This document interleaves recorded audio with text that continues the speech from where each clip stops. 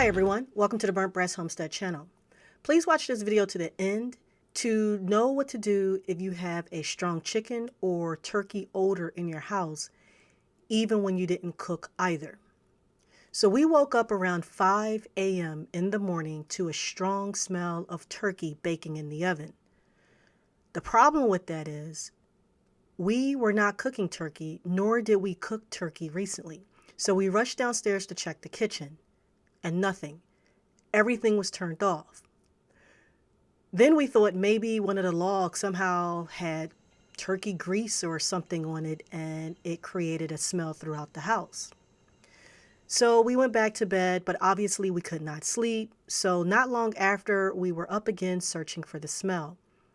I placed the back of my hand on the wall near all of the outlets, seeing if everything was good. I wanted to make sure it wasn't hot.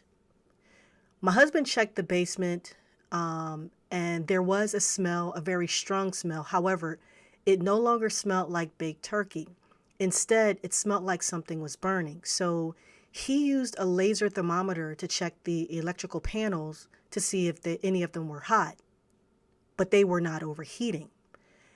At some point, he checked one of the freezers because he noticed it never turned off the 2 or 3 times he went from to and from the basement in the course of several minutes. The problem ended up being the run capacitor malfunctioning on the upright freezer. So it would never turn off. It just kept running. This part that malfunctioned is not a common piece that you can pick up at any box store or local hardware store. In addition to that, this is an older Refrigerator stand-up freezer, so it had new part numbers that we had to look up, and we had to find a place where it shipped the part overnight. But there were no places to ship overnight. So it took more than 48 hours for the part to ship, at which time we did not open the freezer. Again, this is a stand-up freezer, which is not nearly as efficient as a chest freezer. So the last thing that we wanted to do was open it. With all of that, we got the freezer running again after 48 hours. The items in the freezer remained frozen. And the funny thing is, just this year, I did a video on how long food could last in the freezer during a power outage, because I wanted to know for myself what to expect since we were starting to experience so many power outages in our area.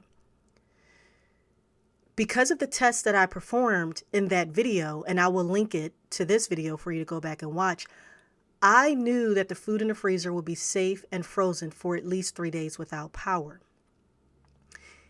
Enough time for me to start canning food if I needed to, if this was a different scenario, whereas though it was a prolonged power outage that I knew would last for longer than 3 days, in which case I had the choice to either start canning food or to move the food to another location off-site temporarily until we either got the freezer or the power restored.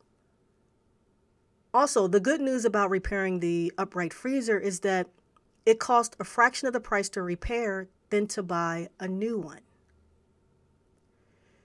So, with that said, if you smell chicken or turkey in your house, yet you know you are not cooking either of them and you haven't cooked them recently, check the electrical items in your house to see if a critter had eaten through the wires and had gotten fried, or if there's a shortage or malfunctioning component in one of your freezers or refrigerators or stove or any appliance.